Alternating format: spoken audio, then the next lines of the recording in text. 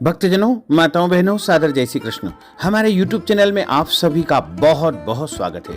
मैं हूं आपके साथ आचार्य धर्मेंद्र शास्त्री।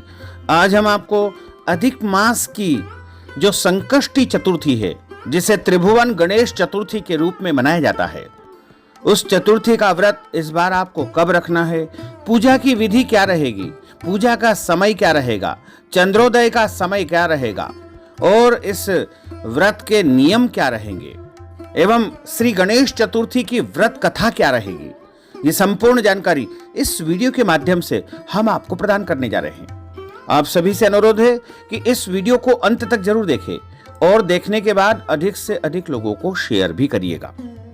इस बार 19 वर्ष के बाद में पुरुषोत्तम मास अधिक मास के रूप में श्रावण माह हमें प्राप्त हुआ है और अधिक मास के कृष्ण पक्ष की चतुर्थी तिथि का आरंभ 4 अगस्त 2023 को दोपहर 12:45 पर हो जाएगा और 5 अगस्त 2023 की सुबह 9:39 पर चतुर्थी तिथि समाप्त हो जाएगी।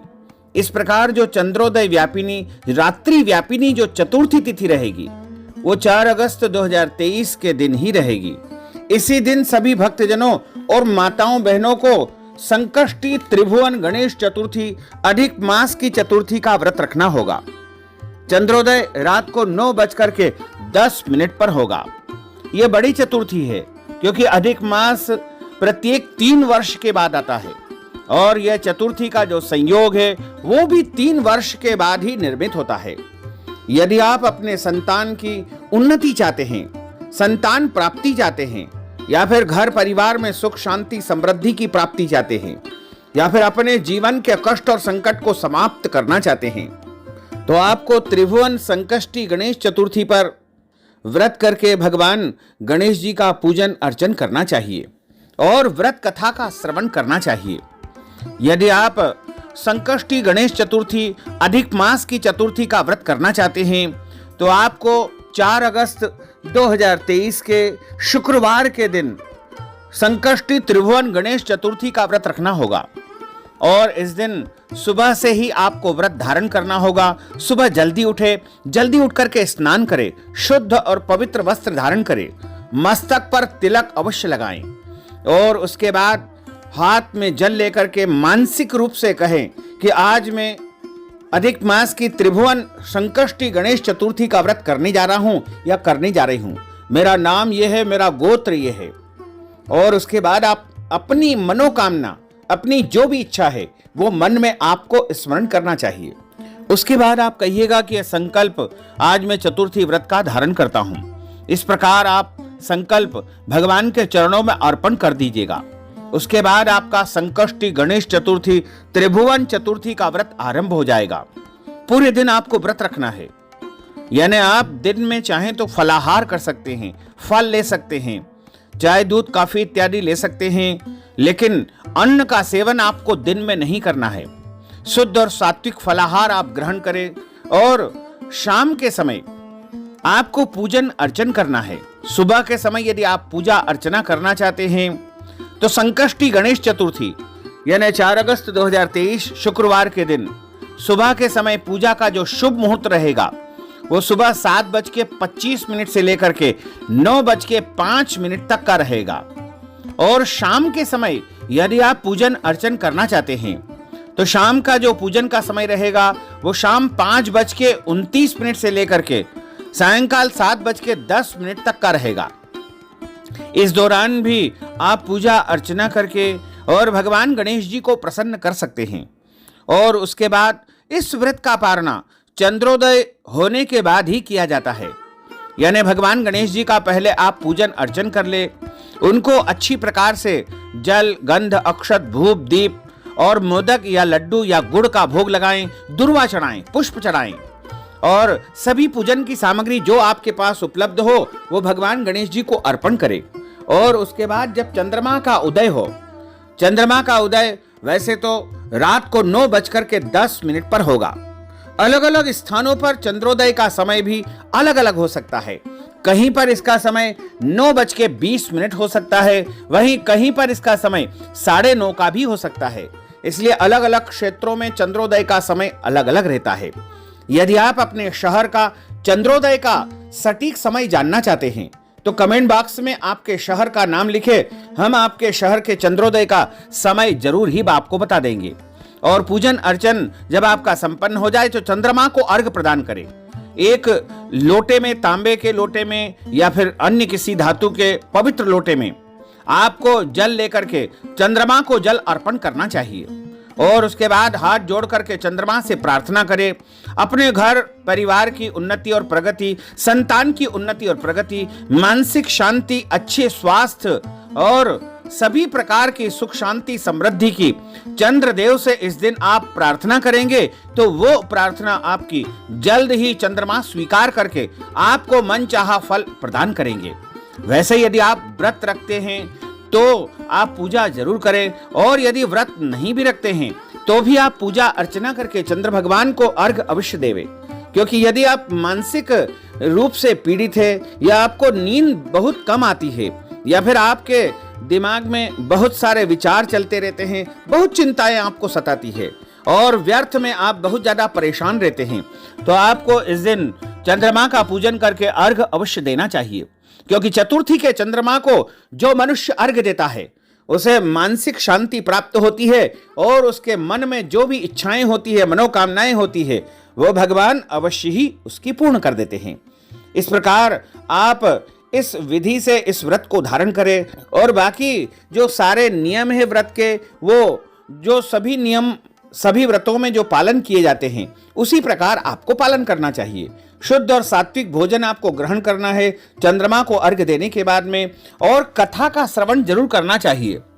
इस व्रत की कथा जो हम आपको सुना जा रहे हैं, अधिक मास कृष्ण पक्ष त्रिभुवन गणेश चतुर्थी की व्रत कथा हम आपको सुनाने जा रहे हैं। बोलिए गजानंद गणपति भगवान की जय। इस कथा में कहते हैं कि हे ऋषियों, स्कंद कुमार जी कहते हैं कि आप सब पुराणों में लिखित इस शुभदायक अधिक मास संकष्टी त्रिभुवन गणेश चतुर्थी की कथा हमको सुनाइए, जिसके गणपति जी बहुत अधिक प्रसन्न होते हैं, जिसको स्वयं गणेश जी ने बताया है। इसलिए हे ब्राह्मणों, जिस समय पांडवों को वनवास हुआ वह सब धर्माचारी तथा भगवान श्री कृष्ण के उपासक थे। एक बार महर्षि वेदव्यास जी घूमते घूमते उनके निवास स्थान, उनकी झोपड़ी में पहुंचे।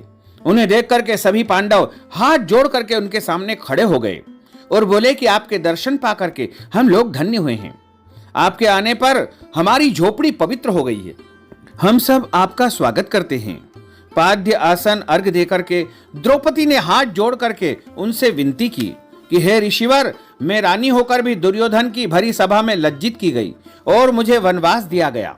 अब मैं क्या करूं जिससे कि हमारे सारे कष्टों का निवारण ठीक प्रकार से हो जाए और हमारे शत्रुओं की पराजय हो सके। युधिष्ठिर एवं द्रौपदी के ऐसा पूछने पर महर्षि वेदव्यास जी ने उनसे कहा कि मैं आपको ऐसा व्रत बताऊंगा जिसको करने से आपको समस्त दुखों और कष्टों से छुटकारा मिलेगा। आप इसका ध्यानपूर्वक वर्णन करें।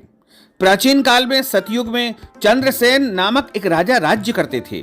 वे अपनी रानी सहित दीक्षा लेकर परिवार के साथ निवास करते थे। उनकी रानी बहुत ही योग्य और पतिव्रता थी। हे धर्मराज युधिष्ठिर, उसका नाम रत्नावली था। स्कंद कुमार जी ने कहा कि हे मुनिवरों, राजा और रानी में बहुत प्रेम था। एक बार शत्रुओं ने उनके राज्य को उनसे छीन लिया। राजकोष एवं सेना पर उन्होंने अपना कब्जा कर लिया। राजा अपने बंधु बांधवों से अलग हो गए। राज्य के छीन जाने पर राजा अपनी पत्नी रत्नावली के साथ घूमने के लिए वन को चले गए। एक ही वस्त्र में आच्छादित हुए वे दोनों भूख प्यास से आतुर हो गए। हे युधिष्ठिर, रानी रत्नावली के साथ राजा अकेले वन में भटकने लगे। भूख प्यास से पीड़ित होकर के वन में चलते चलते सूर्यास्त हो गया। उस भयंकर वन में शेर, बाघ, चकवा, बगला, कोयल और सारस रहते थे। रानी के पैर में कांटा चुभ जाने से राजा को महान कष्ट का अनुभव हुआ। वन में घूमते हुए राजा ने प्रातःकाल महर्षि मार्कंडेय ऋषि को दूर से ही देखा। धीरे धीरे चलकर वहां तक पहुंचे और उन्हें दंडवत प्रणाम किया। उनकी पत्नी ने भी श्री मुनि को बारंबार प्रणाम किया। वन में विराजमान तपस्वी एवं जितेंद्रीय मुनि मार्कंडेय जी से हाथ जोड़ करके राजा ने कहा, मैंने पिछले जन्म में कौन सा ऐसा पाप किया था जिससे मेरी राज्य लक्ष्मी शत्रुओं द्वारा छीन ली गई है। मार्कंडेय मुनि ने उत्तर दिया कि हे राजन, आप अपने पूर्व जन्म के वृत्तांत को सुनिए। मैं आपको बताता हूं। एक बार शिकार के लिए आप गहन वन में चले गए थे। हिरण, चीते और खरगोश का शिकार करते करते उस वन में रात्रि हो गई और अधिक मास के कृष्ण पक्ष की संकष्टी चतुर्थी आई। उस वन में आपने एक सुंदर सरोवर देखा और उसके किनारे लाल रंग की साड़ी पहने हुए नाग कन्याओं को देखा। वे सब गणेश जी की पूजा कर रही थी। यह देखकर आपको बड़ा आश्चर्य हुआ। आपने वहां पहुंचकर बड़ी विनम्रता से पूछा कि हे स्वर्गगामिनी देवियों, श्री गणेश जी की पूजा कैसी करनी चाहिए? मुझे आप बताइए, इसका प्रभाव बताइए, क्योंकि मैं भी गणेश जी की पूजा करने का इच्छुक हूं। और आप यह पूजा किस कारण से कर रही हैं, किस लिए कर रही है, यह सब मेरे मन में जानने की बहुत जिज्ञासा है। उन नाग कन्याओं ने उत्तर दिया कि आप गणेश जी की पूजा कीजिए, इससे समस्त सिद्धियां प्राप्त होती है। नित्य की शांति, पुष्टि, सुख, संतान एवं धन की वृद्धि होती है। राजा ने पूछा कि हे महिलाओं, गणेश जी की पूजा किस महीने में किस तिथि को करना चाहिए और इसमें किस वस्तु का दान देना उचित होता है? इस पूजन की विधि विधान क्या है, आप मुझे बताइए। नाग कन्याओं ने उत्तर दिया कि हे राजाधिराज, अधिक मास के कृष्ण पक्ष की चतुर्थी को चंद्रोदय होने पर विधि विधान के साथ में विघ्न विनायक गणेश जी की पूजा करनी चाहिए। इस चतुर्थी को त्रिभुवन चतुर्थी के नाम से जाना जाता है। अपने सामर्थ्य के अनुसार भक्ति भाव से भगवान का पूजन करें। गणेश जी को पंचामृत से स्नान कराकर लाल पुष्प चढ़ाएं, गंध, धूप, दीप, नैवेद्य, दुर्वा, 2 वस्त्र, सुगंधित द्रव्य चढ़ाएं। घी, चीनी से बने हुए 15 लड्डुओं का भोग लगाएं। उनमें से 5 लड्डू गणेश जी को अर्पण करें और 5 लड्डू ब्राह्मण को दान देवे। कुमारी कन्याओं को पहले दे करके बाद में स्वयं भोजन करे। गणेश जी की प्रसन्नता के लिए सारी सामग्री गणेश जी को अर्पण कर दे। इसके बाद पुराणोक्त कथा को सुने। ऐसा करने से मनुष्य की सभी इच्छाएं जरूर पूर्ण होती है एवं समस्त सिद्धियां प्राप्त होती है। गणेश जी के पूजन की यही विधि है। नाग कन्याओं की बातों को सुनकर के राजा ने उन्हें बारंबार नमस्कार किया, प्रणाम किया। इस प्रकार राजा ने वहां गणेश जी के व्रत का मन में संकल्प करके सरोवर के तट पर जाकर गणेश जी का ध्यान किया और वहां से आप चले गए। इसके प्रभाव से गणेश जी आपके ऊपर प्रसन्न हुए और आपको पुत्र, स्त्री, धन, धान्य आदि से परिपूर्ण कर दिया। आपके महल में रत्नों के हार, स्वर्ण, गो, हाथी एवं घोड़ों का अभाव न रहा। परंतु कुछ दिनों बाद आप घमंड से इस व्रत को करना भूल गए। इसके बाद आप जन्म में मृत्यु को प्राप्त हुए। हे राजन, उस जन्म में जो पूजन किया था उसके प्रभाव से आपका जन्म राजवंश में हुआ और सरहृदय की मित्रता, सुंदर नारी का समागम एवं सुंदर शरीर की प्राप्ति होने से धन मद में आकर आपने गणेश चतुर्थी व्रत करना छोड़ दिया, जिसके कारण से आपकी ऐसी दुर्गति हुई है। राजा ने पूछा कि हे ब्राह्मण, अब मैं कौन सा काम करूं जिससे वर्तमान संकट से मुक्ति हो, जिस उपाय से हमारे विघ्नों एवं क्लेशों का नाश हो तथा मुझे शांति प्राप्त हो, वह कृपा करके मुझे बताइए।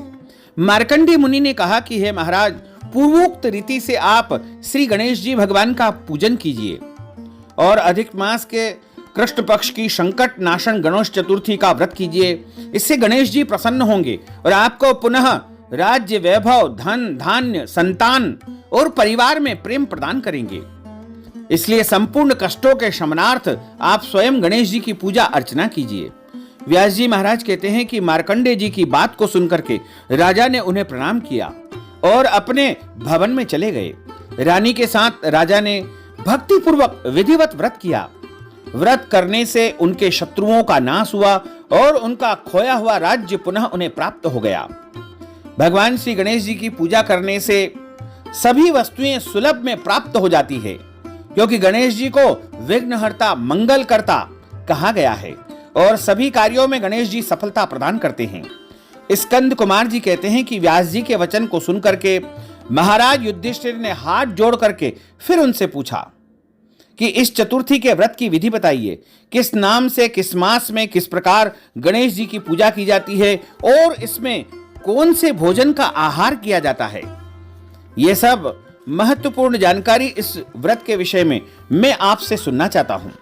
इस पर व्यास जी ने कहा कि हे युधिष्ठिर, अधिक मास के कृष्ण पक्ष की संकष्टी गणेश चतुर्थी के दिन गणेश्वर की पूजा करनी चाहिए और इस गणेश चतुर्थी को त्रिभुवन गणेश चतुर्थी के नाम से माना गया है।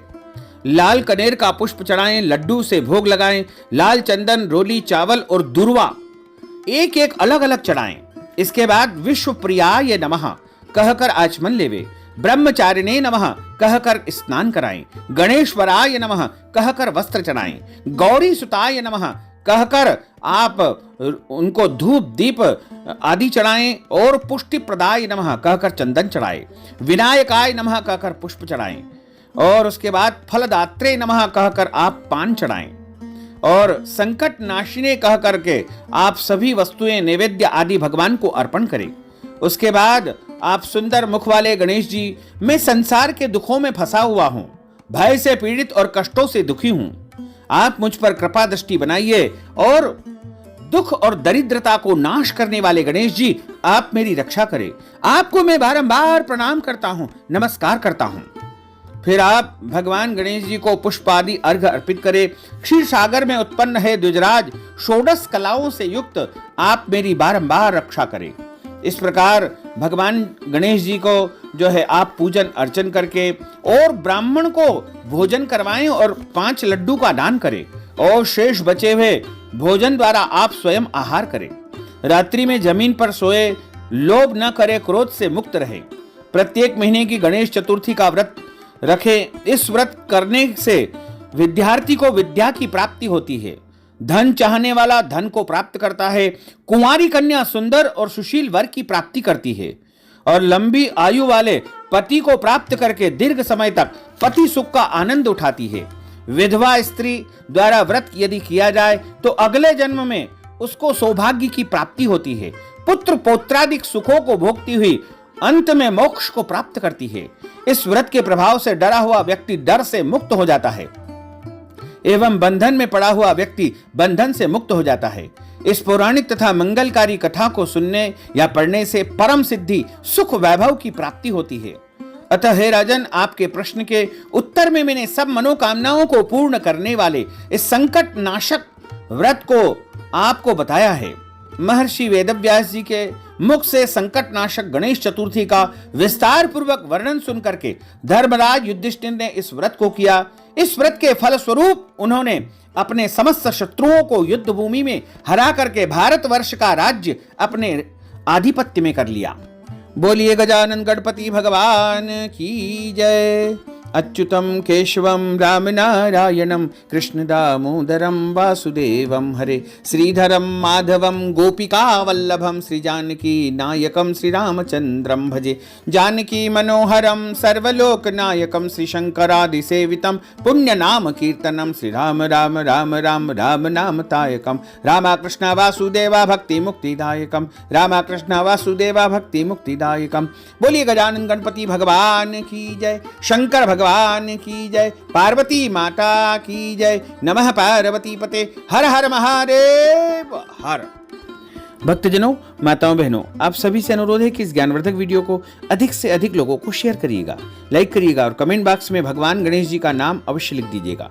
साथ ही यदि आपने अभी तक सब्सक्राइब नहीं किया है तो अभी और इसी समय सब्सक्राइब अवश्य कर लीजिए। आपको और आपके पूरे परिवार को सादर जय श्री कृष्ण, सादर धन्यवाद।